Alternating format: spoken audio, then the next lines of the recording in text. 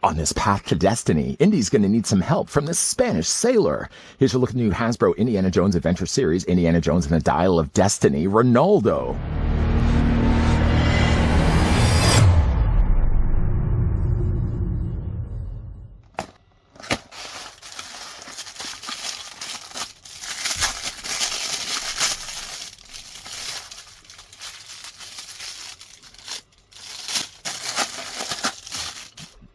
The man with the hat is back. Again, kids and collectors alike can imagine the heart-stopping action adventure of Indiana Jones with figures from the Indiana Jones Adventure series. With exquisite features and decoration, this series unearths the quality and realism that Indiana Jones devotees love.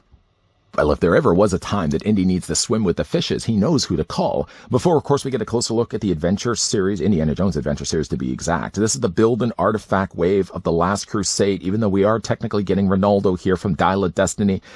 I don't know either. What we're going to do, though, is I'm going to grab the tape measure first and see how tall the figure stands. Antonio Banderas, his only time ever being in an Indiana Jones movie, stands about 5 3/4 of an inch in height, or the figure's going to be about 15 centimeters tall. I probably should have really brought in the other figures from this specific build and artifact wave, but considering he is really from Dial of Destiny and all, it probably would make better sense to bring in the other characters that also didn't belong in their own respected build and artifact waves. Here's what the figure looks like with old, sad Indiana Jones, and of course Helena Shaw on the other side. Now, really between the three figures, if you count the fact that Indiana Jones has a non-removable fedora, really then Renaldo is the shortest of the three. Now, truth be told, I did actually want to look at Henry Jones Sr., but considering the figure doesn't come include with anything that would make progress when it comes to building this chalice table, I had to take a bit of a detour to the Dial of Destiny and look at Renaldo next, just because simply he comes include with the tabletop that we need to make some progress. And up to this point, we've made little to no progress. We only really have these planters pots that came included with the other two figures. So I really did actually have to look at Renaldo next. The tabletop will have these indentations that will store the chalices. I think, in fact, Sean Connery's character, Henry Jones, will come include with some of those. But again, if I didn't make any progress with the table, that I might as well look at him next. If you look at the bottom of this, it's actually like indentations of really where these, I don't know what you would describe. They really are the legs, though. And the idea in mind is that they're supposed to snap in place. Now, I wanted to make sure that I've got this lined up appropriately, because if you look at them, one of them actually has, see, it's almost a perfect square, but it's got the little corners cut off. So that's the side that's going to go on then this side. And I think that just snaps in place. I think it somewhat snaps in place. Put a little bit of pressure behind this. Do I have it all the way? Why is this not snapping all the way in? It snaps, but then it feels like it comes loose. Maybe I've got it now all the way. And then this one actually only has the corner cut off on one side. So that's the side that then's going to go on this side. And again, these don't snap properly in place. Am I not applying enough pressure? I feel like I'm applying plenty of pressure. Let's just, you know what, we'll put this as best as I can get it, at least for right now. This is the tabletop. We're just going to leave it there. I'm going to have to put a lot more pressure, I think, in order to get that to fit properly. But at least we have somewhat of a workings of a table. Move that out of the way. Definitely going to have to make more work with that. Now, the character also of Renaldo comes included with a hat, making some argument about the fact that Indiana Jones could very well have come included with a fedora that could be removable, and then the hat would simply just fit on top of Indy's head. I don't think any damage is being done. I certainly don't think they had to make the size bigger on Renaldo's head to accommodate the hat. Why they couldn't have done the same thing with Indiana Jones is beyond me. The figure comes included not only with the sailor's hat, but also as well the cane. If you look at his hands, not the one maybe that has the tattoo, but like this hand, I guess really that cane could also go in this side as well. The cane just slides in between his fingers. Without really having a cane there, it does kind of look like he's got these arthritic hands. See, like it kind of awkwardly has the fingers bent like this, looking as if there's something really wrong with his hands. But yeah, I'm going to just be displaying the figure anyways with his cane. I mean, he comes included with it anyways.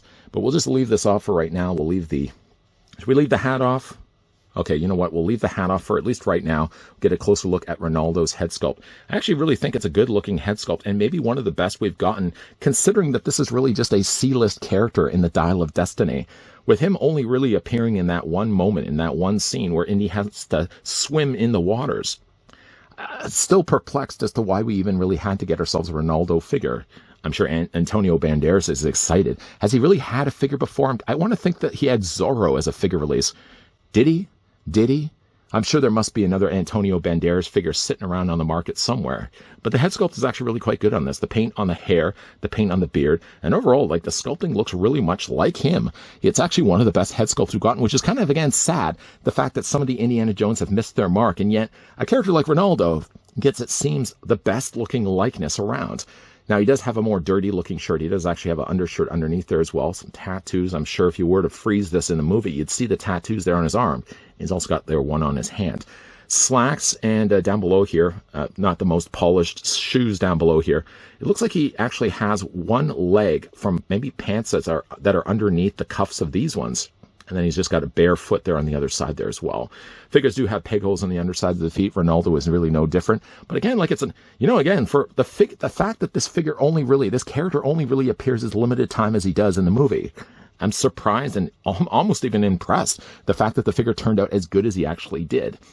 Now, the figure's articulation is pretty much going to be the same as the Indy from before, and really all the other Indiana Jones Adventure Series figures. So the head does rotate all the way around. Head looks up, looks down, and of course you can rock it back and forth as well. The arms come out at almost 90 degrees, almost. You can take those arms, and yes, you can rotate them all the way around on both sides. The figure has only just a single hinge in the elbow, but is more than enough to allow the arm to rotate back and forth. You can rotate it as well, the hands all the way around. Upper torso ball joint. The problem with the upper torso ball joint is by moving it back as far as you do, you kind of see, like, of course, the undershirt underneath. At least they actually painted it, so it's not just bare plastic. The legs do split out. They're on ball joints, after all. You can take the legs and move forward. Move them back. There's a swivel at the top of the thigh. Single hinge only on the knee, but allows at least the lower leg to rotate. Up and down motion on the ankles. And, of course, you can rock it back and forth as well. Yeah, it's a surprise for me to say, at least, that Renaldo may be the best figure from the batch. And again, when you compare it with old Indiana Jones, who wasn't really, again, that bad of a figure. And when you compare him again with Helena Shaw, which, again, many people are saying, like, oh, Helena Shaw. Yeah, you know what? For Dial of Destiny, what it is, I'm just knocking over Renaldo in the process. For Dial of Destiny, for what it is, for really these figures not belonging at all in this specific artifact wave, and neither of the Helena Shaw or the Indiana Jones really belonging at all in the other artifact wave. They're not bad looking figures. I just, again, don't think that for all the characters that could have potentially appeared in Last Crusade Build an Artifact, why do we choose? Why do we choose Renaldo, of all things, from Dial of Destiny? These guys, Renaldo, and of course the two on either side of him, really did belong in their own respected wave. Not unless Hasbro realized there was no way at all that anybody would invest the time to get the Build an Artifact wave for Dial of Destiny line, that they felt the need. At the time, of course, when Dial of Destiny was hitting the theaters anyways, it was a prime time to kind of, sprinkle these characters in the movie or in the line instead.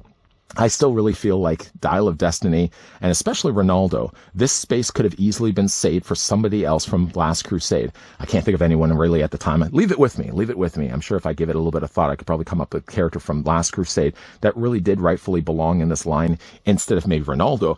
But for Renaldo being what he is, for the limited time that he has in the movie, he actually ended up being one of the best head sculpts and one of the better looking figures we've gotten from this line.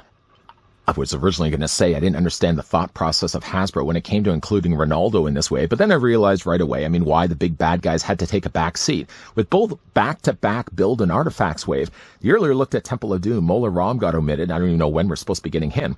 And with a Last Crusade wave, a strong contender would have been, honestly, General Ernst Vogel. Vogel would have made a better fit, I feel, for a plastic figure than, say, the likes of Renaldo, who only appeared in one scene. Well, a long enough scene, but he only appears in one moment in the Dial of Destiny. Why include him as a figure? The obviously thought process behind that is the fact that probably very little collectors out there are going to be going out of their way to get a standalone release of Renaldo, unless you reel them in with the idea that you have to buy then the figure in order to get piece of the larger Last Crusade tabletop. Honestly, for me, if it wasn't for the fact that this figure was part of this wave, and that really is also across the board when it comes to like Helena Shaw. Helena Shaw in both the cases, I don't think I would have never really picked up either one of these, having really no interest enough in the characters to get them, unless there was, of course, the reeled-in bait of getting a piece for a Build an Artifact, which is exactly what Hasbro had done with both those figures. To the credit, at least, of Renaldo, it looks a lot like Antonio Banderas, but I don't think people were really clamoring to get themselves a Renaldo figure.